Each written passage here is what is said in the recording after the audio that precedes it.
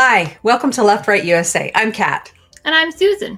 We're two moms, two friends, two small business owners, one of us left-leaning and one of us right-leaning. Yep. But we both agree that there are real threats to our constitutionally based government. That matters to regular people like us.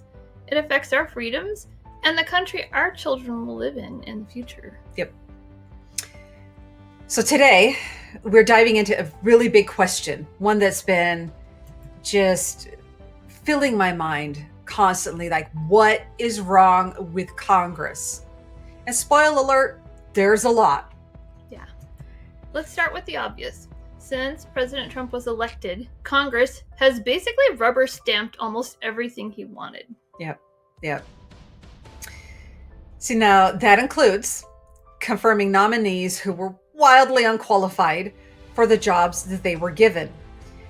We're talking about cabinet secretaries and agency heads with little to no background in the fields they're supposed to oversee, right? And it's not just Democrats complaining. There were Republicans who privately at least were saying, wait a second, this person has no business running a federal department. But when it came time to vote, most of those same Republicans fell in line.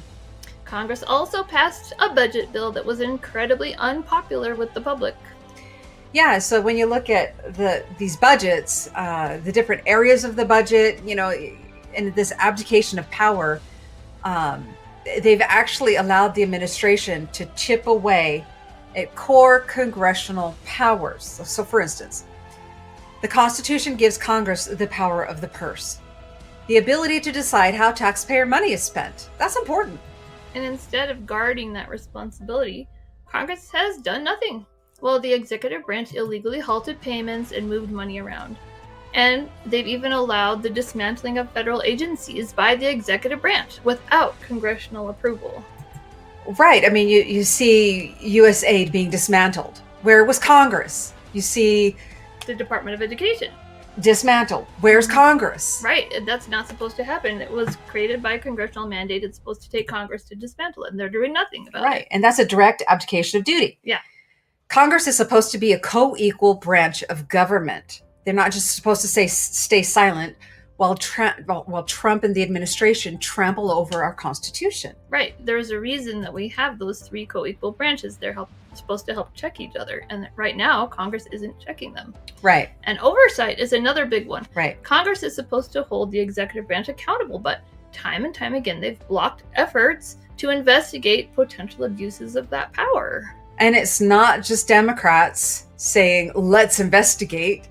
Even when questions were raised by watchdogs, inspectors general, which are also fired and dismantled, or journalists, which are being silenced, Republican leadership shut those doors.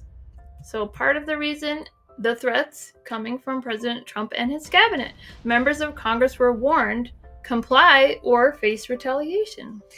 And many of them admitted privately that they were afraid of what would happen if they stepped out of line. So now we're not talking just about they'll lose their seat in Congress. We're not talking about they'll lose their job. We're not talking about that per se. I specifically see, like I believe it was Crockett, who actually said she's being threatened physically or with physical harm if she doesn't step in line, and she's not intimidated by it. But how many people that aren't Jasmine Crockett, how many people Congress would start to think twice? Especially those with families. I think she's single, no children, I think.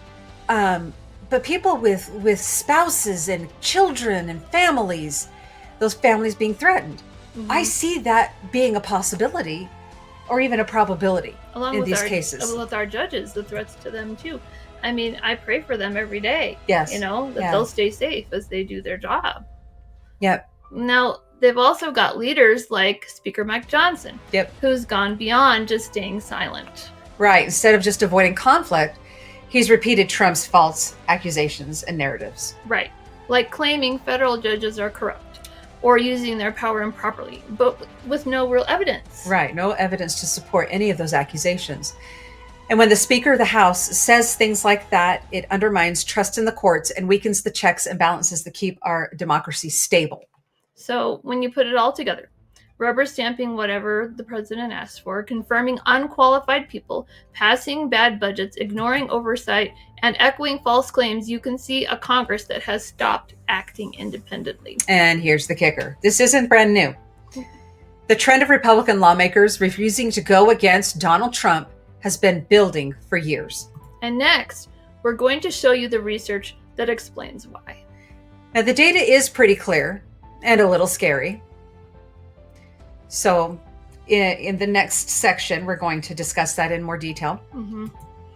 So what do you think? Is Congress doing its job?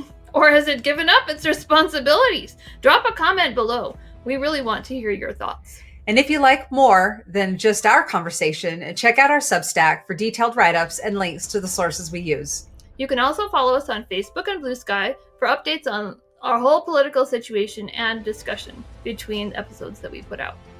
And don't forget, hit that like button and subscribe to the channel. It helps us grow and keeps this conversation going. I'm Susan. I'm Kat, and welcome to the conversation.